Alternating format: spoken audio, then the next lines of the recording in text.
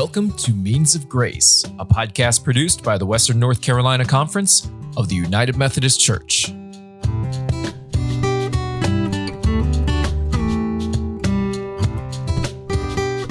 Welcome to this episode of the Means of Grace podcast. I'm your host, Kim Ingram. I'm the Director of Ministerial Services and the Conference Secretary for the Western North Carolina Conference of the United Methodist Church. Today, we're going to be talking with Deborah Daniels and Cindy Thompson. Each of them is an active layperson in the Western North Carolina Conference and also in their local churches and communities. I'm excited about this conversation.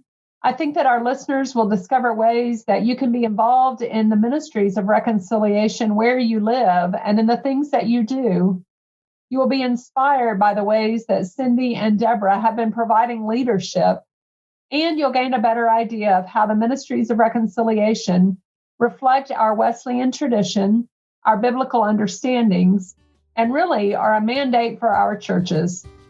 So I look forward to sharing this conversation with you.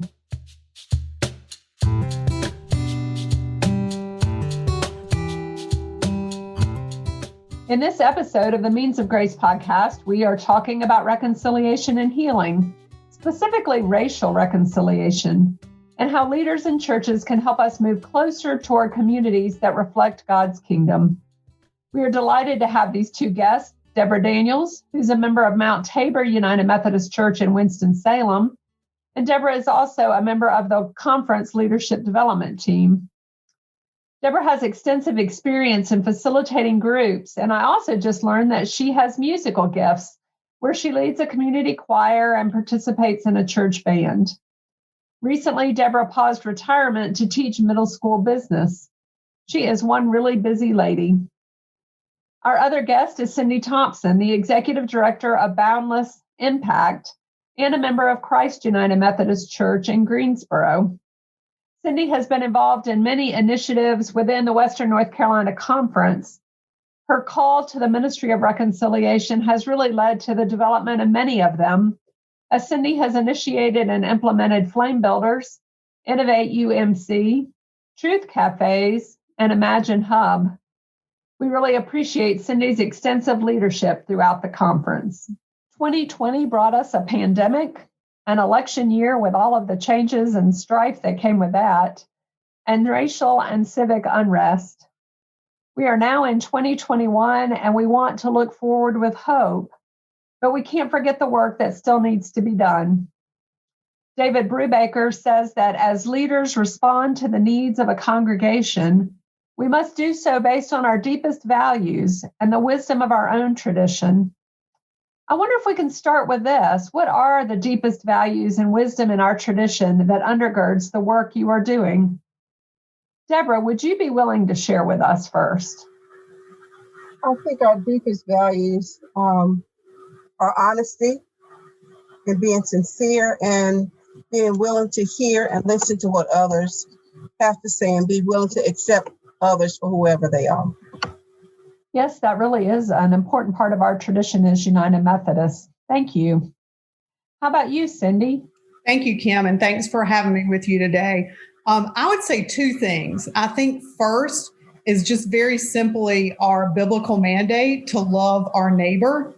It sounds like really simple words, but can be the most complex and difficult thing for us to live out in our daily lives.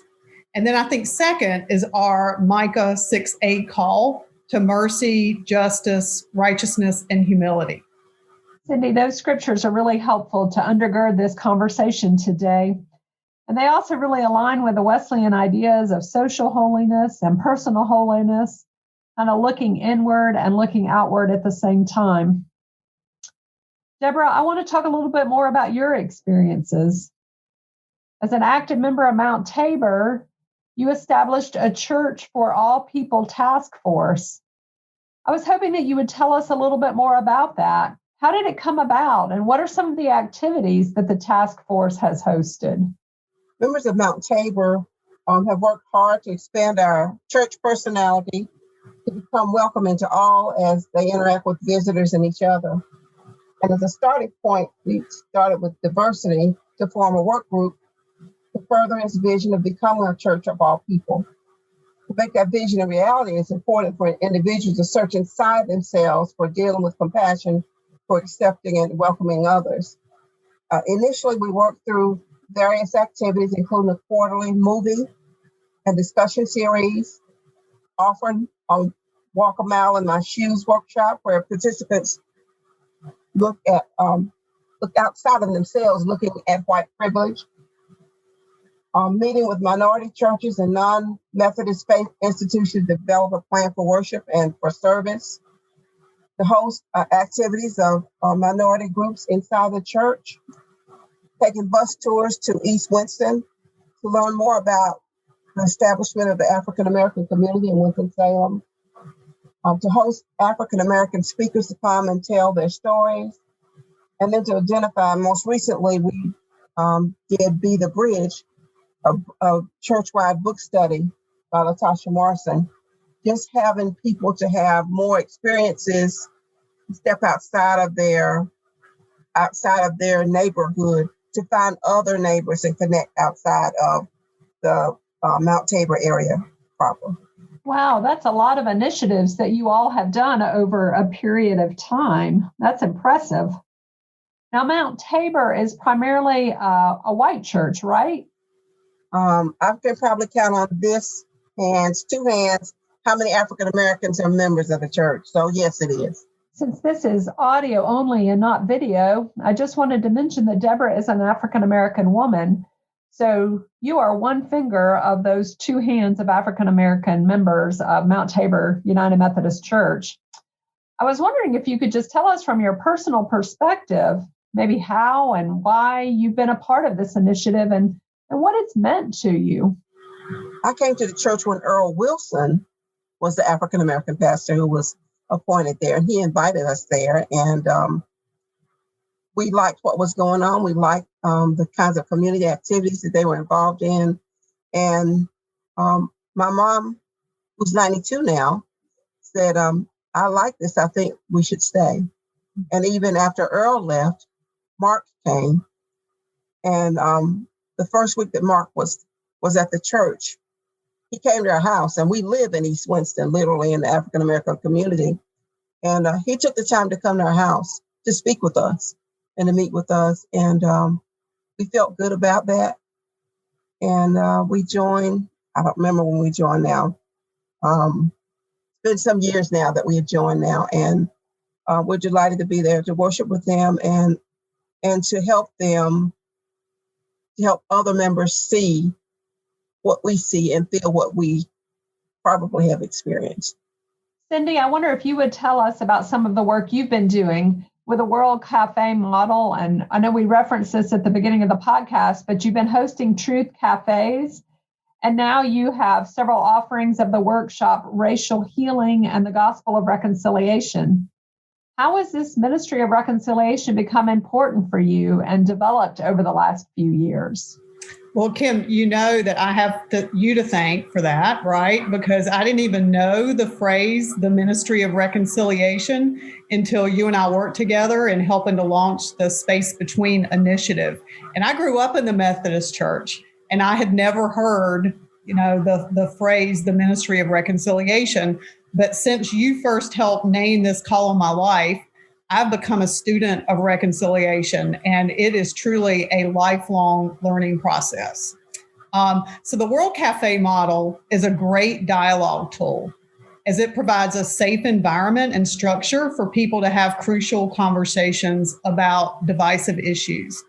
And we use the World Cafe model in our Truth Cafe program. And the Truth Cafe is a workshop that brings churches of different ethnicity together to learn and commit to joint action on racial equity. And so in partnership with the Western North Carolina Conference, we've hosted about 25 Truth Cafes with over 70 churches, most of them being United Methodist churches, and we've reached over 700 participants. Many of these churches wanted to take the next step and kind of go deeper in their understanding of racial equity and racial reconciliation. And so they're now attending this workshop called the Racial Healing and the Gospel of Reconciliation that Reverend Vincent Howe and I are facilitating. And we have several dates coming up for this spring that the registration is open for. And as Vincent and I were preparing for this workshop and through our research, we discovered a United Methodist pastor from the North Georgia Conference named Brian Tillman, who has developed a 6-step process for reconciliation. And while this reconciliation process can be used for any issue or relationship, it's particularly impactful in racial reconciliation efforts. And so it's important not only for folks to understand our call to the ministry of reconciliation, but also to have a framework for action to take that next faithful step in our journey. Yeah, that is one of the hardest things. We read and watch and listen and learn, but often we don't know what to do. I was able to participate in one of those workshops, and that was one of the great things about it, was that it led to action. We'll put the registration information in the show notes, and it can also be found on the leadership development page of the Western North Carolina website under sponsored offerings. Also, I had no idea that there have been so many churches and people who have participated in the Truth Cafes. I wonder if you know or expect whether it'll be something that will be available again in the future. I hope so. It was designed to be an in-person experience, and so we had to kind of postpone once COVID hit.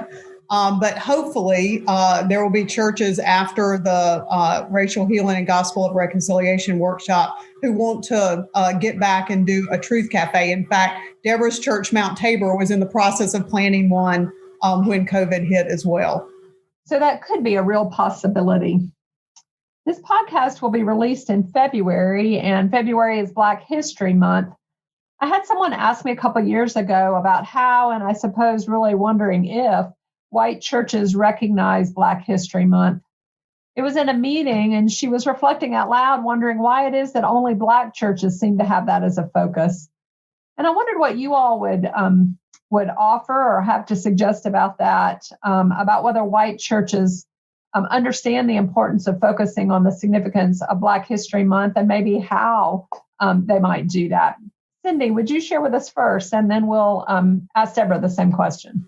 Yeah, and I think Deborah started to hit on this in that her church, Mount Tabor, is the only church in her area that celebrates, white church that celebrates Martin Luther King Jr. Day. And so first, our churches have to recognize that so much of our U.S. history that we have learned has literally been whitewashed. And so the painful parts of our history that include slavery, lynchings, Jim Crow era, the fight for civil rights, all of this impacts the current racial gaps that still exist today in healthcare, in housing, in criminal justice system, in education access, and job opportunities. So while it's part of our history, it still impacts people's lives today. All of our U.S. history must become a shared history, with white churches celebrating the valuable contributions of Black Americans to form a more purposeful union, in the words of Amanda Gorman. And that means that all Americans have equitable access to liberty, opportunity, prosperity, and the pursuit of happiness. Deborah, I wonder what you would offer about white churches celebrating Black History Month. Well, Black History Month really started as Negro History Week, and then it expanded to be a month. But I think that we have to be very intentional if we're going to be a more perfect union, that we have to learn about each other and we have to listen to each other. We have to go back to what we were doing in the 70s, which was to have honest talks and to exchange things about our cultures and help others to understand that the more we are different, we're really more alike. So in using the phrase that we should go back to the way that we did it in the 70s, I wonder if you're implying that we haven't really made much progress, or is that more something that we did then that worked well that we should keep doing or try to do again? I think we kind of dropped the ball. I think that once Martin Luther King was assassinated, the momentum kind of fizzled out and nobody really stepped up. And then Bobby Kennedy, and then we started losing people who were instrumental in making all of that happen. And nobody really picked up the reins to keep it moving. And so now we find ourselves in a space where people cannot respect others. And at this point, really, it's about politics and about just all the wrong reasons why we should be together. That we need to think about, why are we really here? What's our purpose? I think Deborah brings up such an important point that those voices that were being raised in the late 60s were silenced by bullets, right? And so there's a reason that progress stopped, is because people were killed who stepped up to take a stand. And so the courage that it takes for people to pick that mantle back up now in 2021 is going to take a large number of people banded together, not just those single iconic individuals. Deborah, do you feel that, or? Yeah, and it's going to be, it just can't be all white or all black or all red or whatever. We're going to have to look at all, we got to go back to the beginning of what happened to the Native Americans and what happened to the Asians and what happened to, because we got a lot to really get right, to learn how people were really mistreated and just trying to figure out how do we fix that so that we are more united, that we can make amends to how people were treated. But I've said it a lot. All of us who are here in this country now are some form of immigrant, whether we came by chain or if we came as indentured servants, or if we came in search of a new land. We are all immigrants. So what would you say, coming from a church perspective, maybe the church had more influence on society in the 1970s than it feels like it does today, but I still think the church has a significant role.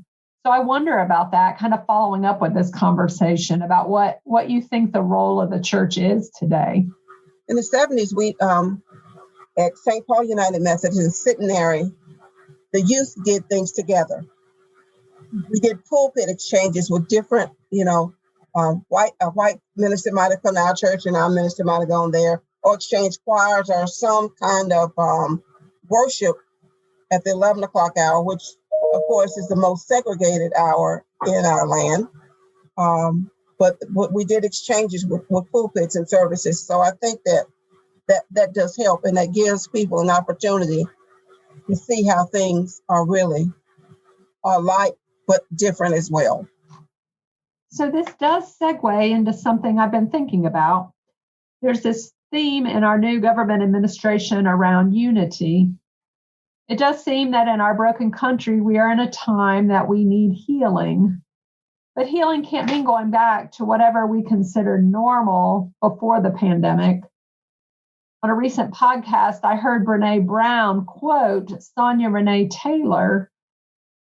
Ms. Taylor said, "Our pre-corona existence was not normal, other than we normalized greed, inequity, exhaustion, depletion, extraction, disconnection, confusion, rage, hoarding, hate, and lack.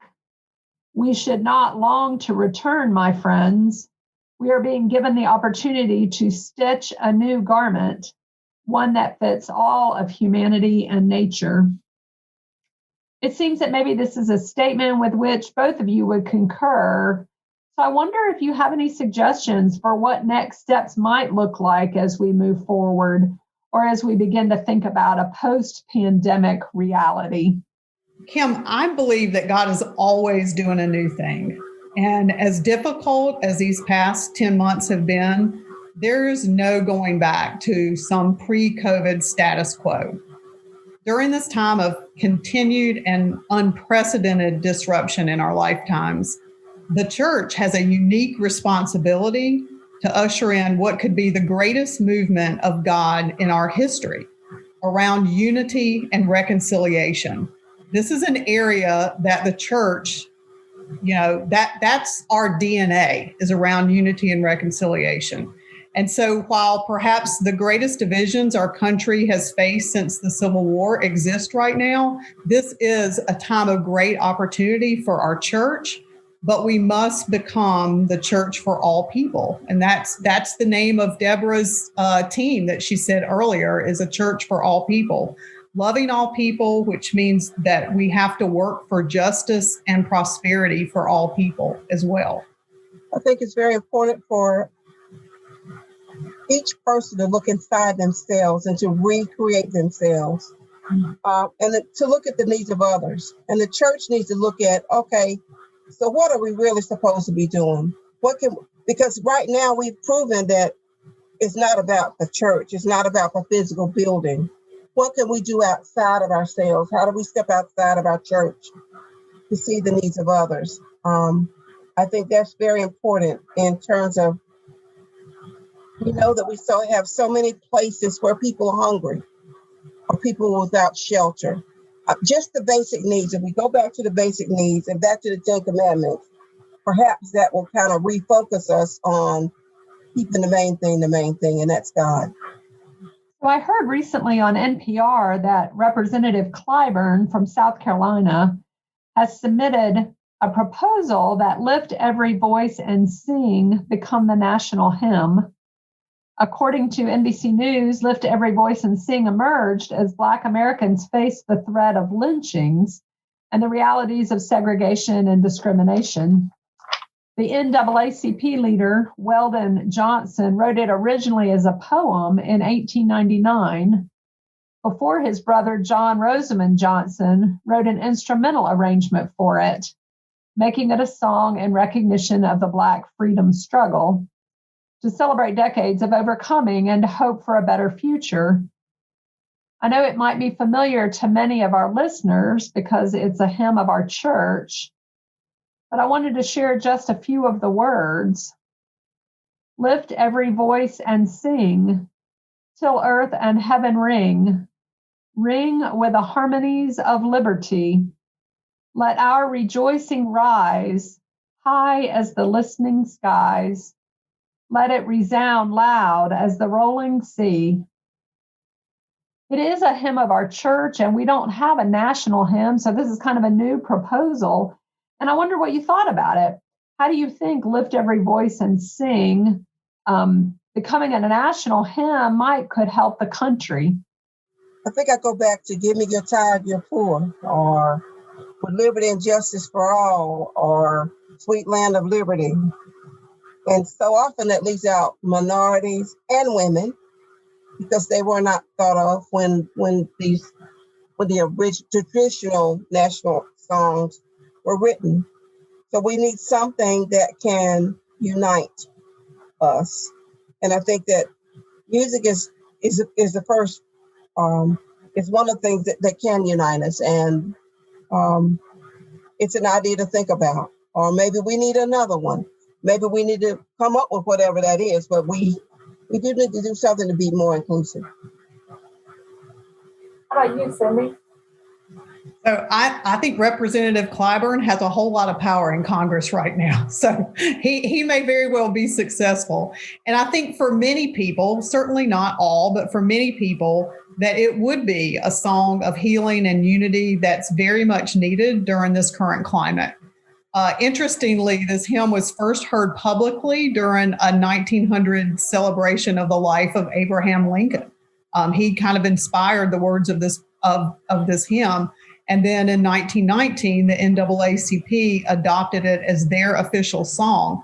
And I think what's even more interesting is that recently celebrities like Alicia Keys and Beyonce have made it more popular to a newer generation. And it's a beautiful and moving hymn. And if we're going to have a national hymn, I can't imagine a better one to kind of speak to where we are in our country right now. Yeah, I think it'll be an interesting conversation to follow.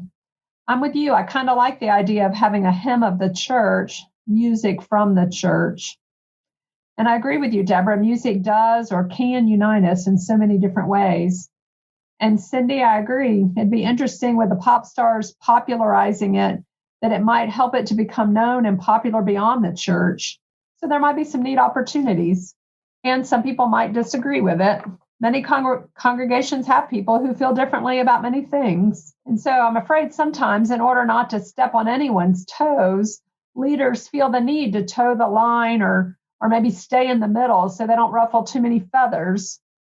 And then important issues and conversations might get ignored or approached through rose-colored glasses. We'll have many lay and clergy leaders who are listening to this podcast. And so I wonder, how do we talk about these important things? How do we share the gospel message of racial reconciliation and healing without being accused of fueling division or upsetting the apple cart, so to speak? Deborah, what kind of suggestions do you have for leaders about how to broach difficult conversations? I think we just need to clean the slate and just start over and say that let peace begin with me. And you have to just make that commitment for yourselves that I'm willing to be the change I want to see. Similarly, in our Ministry of Reconciliation workshop, we talk about the importance of standing in the middle for unity and reconciliation. And a lot of people think that the middle is, it's looked down upon, but Jesus was the example of standing in the middle when he's, was crucified on the cross. He was standing in the middle as that reconciling agent between humanity and God. And Satan's greatest weapon is dividing us into these tribes of identity around race and ethnicity, politics, religion, gender, sexuality, and even nation. But Christ, he never takes sides, and people don't have to earn grace. Jesus also never hesitated to speak truth to power and sin. And it's been said that racism isn't a skin problem, it's a sin problem. And so the way that we speak into these issues, using scripture as our foundation, using Jesus's stories as our examples, are really powerful ways to help people see the power of standing in the middle around unity and reconciliation. Yeah, that's really powerful. Thank you both. The article that I quoted earlier in our conversation by David Brubaker, that I'll also put in the show notes, encouraged leaders to stay connected to the people. And I quote, "Their needs, anxieties, hopes, and dreams are what matter most right now. Ask your people what they need and what they hope to see in the coming days." This connects back to the discussion we were just having. I think that having hard conversations, when leaders have a relationship within their community, it maybe is easier to say the hard word or do the hard thing. So I wonder, for each of you, what you would offer. What do you hope to see in the coming days? Well, I wish every church would be like Deborah's church at Mount Tabor and have some kind of justice, reconciliation, or equity team that's willing to stand in the middle with Christ. That for the churches that we did our Truth Cafes, if they stayed together and kind of formed some kind of equity justice team, they were much more likely to kind of keep the momentum going. And I'm happy that our church, Christ United Methodist, has recently formed one of these teams. And I'm starting to hear more and more churches that are doing that. And it's a way to really make an example to the congregation and to the community of what the church stands for, and to figure out ways to take action about moving forward. And so, if I could have what my dreams, it would be more people that are willing to stand in the middle for unity and reconciliation. And if we just align our hearts with Jesus and we see ourselves and other people the way that God sees us, that we're all precious children created in his image. A guy named Will Caesar said that unity is the atmosphere of heaven. So just think about that. Unity is the atmosphere of heaven, that we will be one human race for all of eternity. And as Deborah said, it starts with doing that inner work of educating ourselves, accepting and acknowledging the issues around structural racism in the United States. but it must move outward to that action towards right relationships with each other and in our communities. And it's hard, long work, but it's the most rewarding and purposeful and impactful work that I've ever done. Thank you for that word, Cindy. It was a word of hope and also a word of encouragement. Deborah, I wonder what your hope for is in the days to come. We got to stop talking the talk and walk the walk. Pastors and leaders in our church have to be willing to take a risk, because Jesus took a risk, to do the right thing and to be leaders in this particular instance. It's not, I think that it demonstrates their authenticity and their willingness to make a difference, to be different, because generally the leaders and the pastors of the church set the tone for how our people are led. So we've got a lot of work to do, and we just got to find a few willing workers to make it happen. An army of willing workers. Yeah, I think back, we talked about our tradition earlier, and I think about our Wesleyan tradition with John Wesley going out, into the fields and the mines and the places where the people were. And I mean, I think in that way he took a risk and went to share the good news with the people who needed to hear it. And then in our biblical tradition, we say in our church tradition that the kingdom would come on earth as it is in heaven. And Cindy, I love what you just said about in heaven, we're all going to be united. We're all going to be, there's not going to be a division and differences. And so that is such a clear mandate for us that if our goal is to co-create with God and help heaven be ushered in on earth, then it's a clear first step of what we need to do to make it look like that. So I really appreciate both of you for having this conversation, and especially for the ways that you're providing leadership in your communities and in the annual conference to help us to see what are some new ways to move forward and new, just to take the courage to speak out and step out. So thank you both for being here today. Thank you. Thank you, Kim. And thank you, Deborah, for allowing me to be in this space today. Thank you, too, Cindy.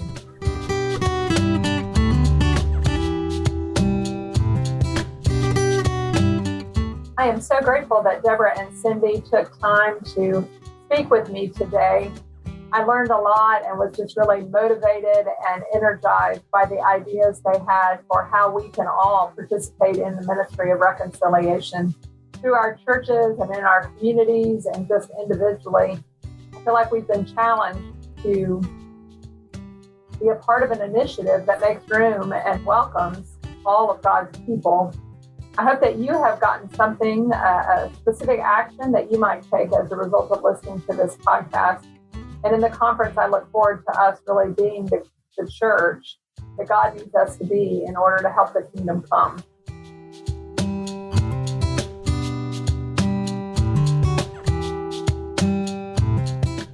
Thank you for listening to Means of Grace, a podcast produced by the Western North Carolina Conference of the United Methodist Church. We hope you enjoy listening to these podcasts and use them as a way to stay connected to our community. Remember to subscribe to Means of Grace for free on Apple Podcasts, Spotify, or wherever you get your podcasts. Please leave us an honest rating and a review. It helps others find this podcast. Follow the WNCC on Facebook, Instagram, and Twitter at WNCCUMC. Once again, that's at WNCCUMC. Means of Grace is produced by the Western North Carolina Conference of the United Methodist Church and Andy Go of Gojo Studios.